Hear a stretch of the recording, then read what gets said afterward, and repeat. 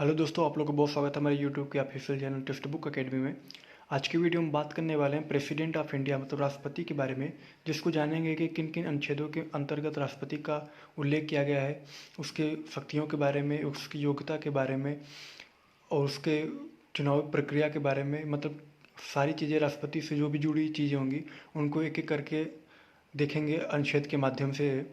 और उसके पहले हमने अभी तक वीडियो बनाई है जिसमें हमने भाग 1 राज्य और उसके क्षेत्र, भाग 2 नागरिकता, भाग 3 मौलिक अधिकार और भाग 4 राज्य की नीति निर्देशक सिद्धांत के बारे में बताया है। अगर वो वीडियो अभी तक आप लोगों ने नहीं देखी है तो प्लेलिस्ट में जाके पॉलिटी जीके के नाम से प्लेलिस्ट होगी, उसमें आप लोग वीडियो मिल जाएगी, वहाँ से आप लोग वीडियो देख लें। चलिए स्टार्ट करते हैं इस वीडियो को। और उसके पहले अगर आपने हमारे चैनल को अभी तक सब्सक्राइब नहीं किया है तो प्लीज़ सब्सक्राइब कर लें और लाइक करना ना भूलें। तो चलिए शुरू करते हैं। तो देख लेते हैं क्या अनुच्छेद है। तो चलिए स्टार्ट करते हैं। अनुच्छेद 51 भारत का एक राष्ट्रपति होगा। ठीक है, मतलब अनुच्छेद 51 में बात की गई है भारत का एक राष्ट्रपति होगा और राष्ट्रपति को भारत का प्रथम नागरिक कहा जाता है। चलते हैं अनुच्छेद 53 में। संघ की कार्यपालिका की शक्ति राष्ट्रपति में निहित होगी और अपने अधिकारी के माध्यम से शक्ति का उपयोग करेगा। मतलब राष्ट्र कार्यपालिका की संघ की जो कार्यपालिका की शक्ति होगी वो राष्ट्रपति में निहित होगी और वह अपने अधिकारी के माध्यम से उस शक्ति का उपयोग करेगा। वह भारत में रक्षा बलों का सर्वोच्च सेनापति होगा। मतलब रक्षा बलों का सर्वोच्च सेनापति होगा, मतलब कि जो भी आपका वो रक्षा बल होगा उसका वो सर्वोच्च सेनापति होगा। चलते हैं अगले आर्टिकल पे।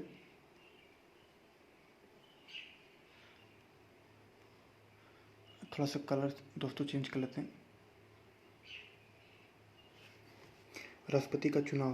तो राष्ट्रपति का चुनाव कैसे होता है? राष्ट्रपति का चुनाव निर्वाचन मंडलों के सदस्यों के द्वारा होता है, जिसमें चयनित सदस्य और राज्यों के चयनित विधायक भाग लेते हैं।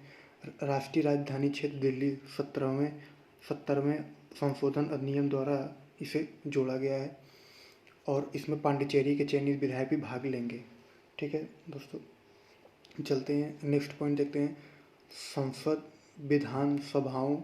विधान परिषदों के मनोनीत सदस्य राष्ट्रपति के चयन में भाग नहीं लेते हैं। ठीक है दोस्तों, जो संसद के सदस्य होंगे और विधानसभा के सदस्य होंगे, विधान परिषद के मनोनीत सदस्य जो होते हैं राष्ट्रपति के चयन में भाग नहीं लेते हैं। चलते हैं अगले आर्टिकल की चलते हैं अगला बात करते हैं।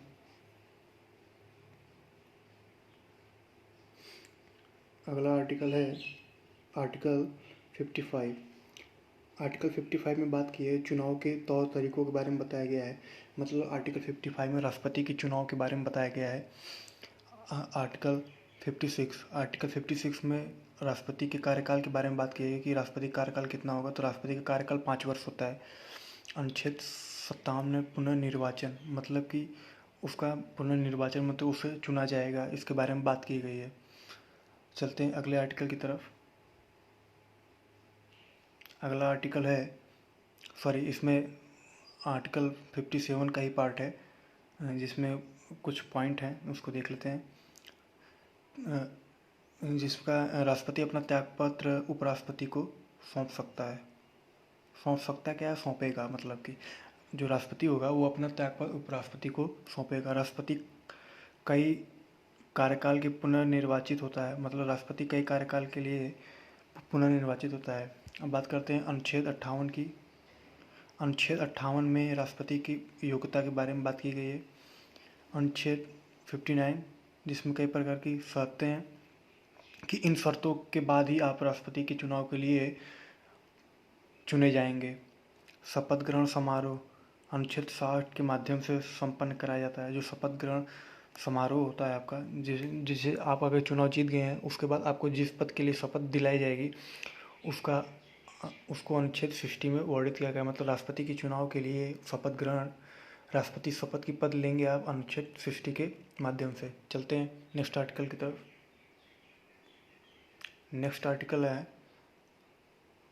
आर्टिकल 58 जिसमें उसकी योग्यता के बारे में बात की गई है।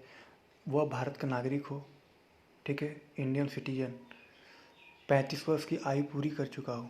ठीक है, कंप्लीट एज उसको होनी चाहिए, 35 हो जानी, सॉरी। लोकसभा का सांसद चुने जाने की पात्रता रखता हो, मतलब लोकसभा का सांसद चुने जाने की वो योग्यता रखता हो। चलते अगले आर्टिकल की तरफ। आर्टिकल 59 में बात की गई है, आर्टिकल 59 में बात की गई है किसी के लाभ के पद पे ना हो, मतलब कि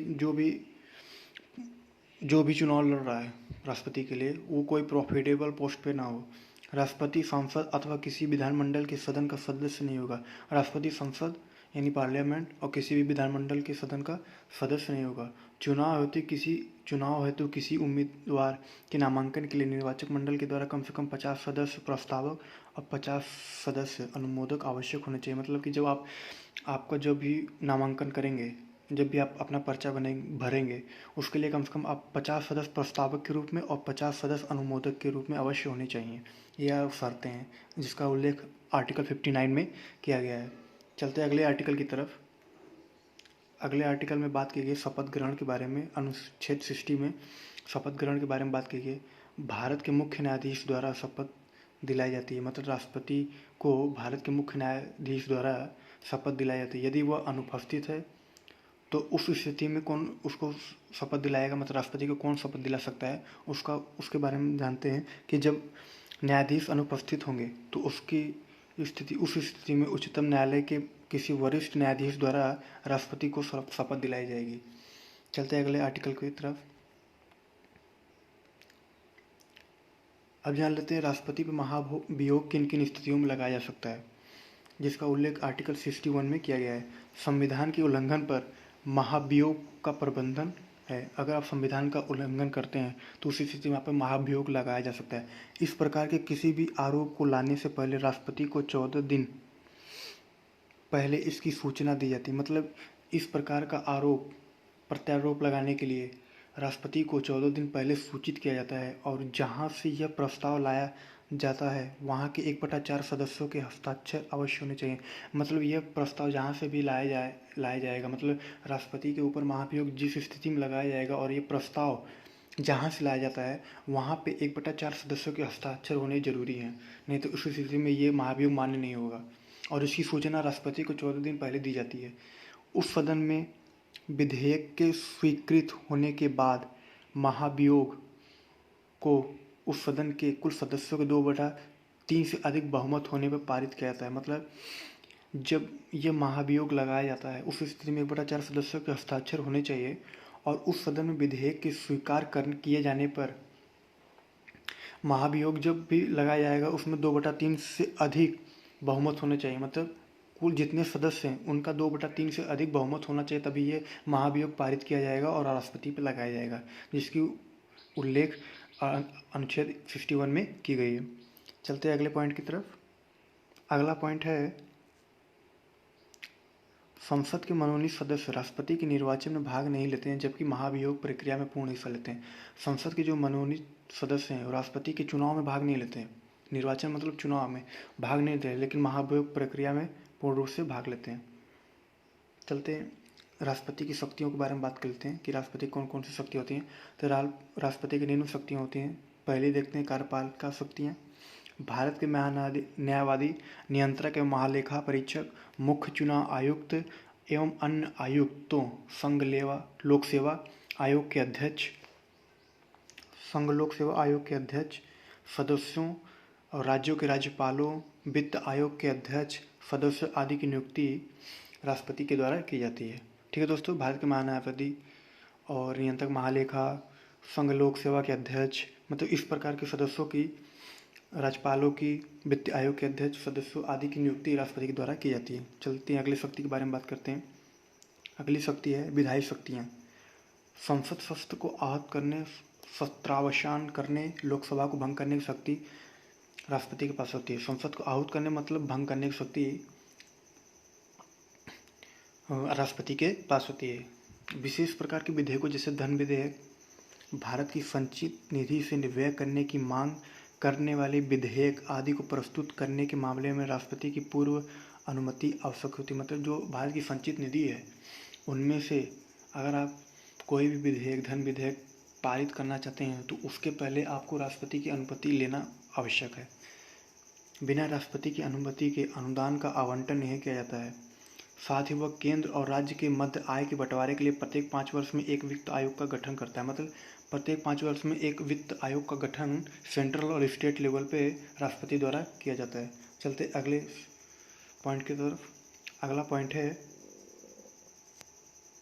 न्यायिक शक्तियाँ। न्यायिक शक्तियाँ क्या है? मुख्य न्यायाधीश तथा उच्चतम एवं उच्च न्यायालय के अन्य न्यायाधीशों की नियुक्ति राष्ट्रपति द्वारा की जाती है। आपातकालीन शक्तियाँ क्या है? आपातकालीन शक्तियाँ जैसे राष्ट्रीय आपातकाल, जिसका उल्लेख 352 में किया गया है। जब इसके बारे में पढ़ेंगे तब वहाँ पे जानेंगे डिटेल से। अभी जान लेते हैं क्या क्या है। राष्ट्रपति शासन अनुच्छेद 56, वित्तीय आपातकाल अनुच्छेद 360, मतलब जब भी देश में अगर वित्तीय आपातकाल की घोषणा की जाए वो अनुच्छेद 360 के अंतर्गत की जाएगी। चलते अगले पॉइंट की तरफ। अगला पॉइंट है वीटो शक्ति। वीटो शक्ति क्या होती है?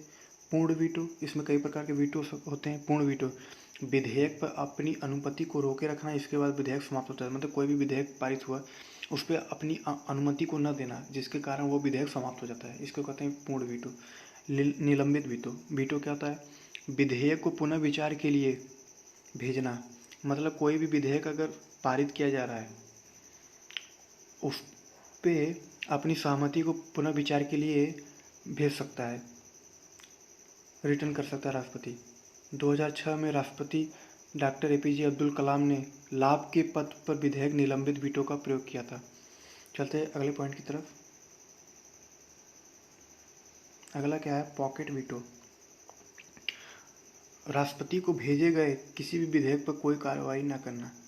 राष्ट्रपति को जो भी विधेयक भेजा जाता है उसकी कार्रवाई न करना। चलते अध्यादेश बनाने की शक्ति। अध्यादेश बनाने की शक्ति का उल्लेख अनुच्छेद 123 में किया गया है।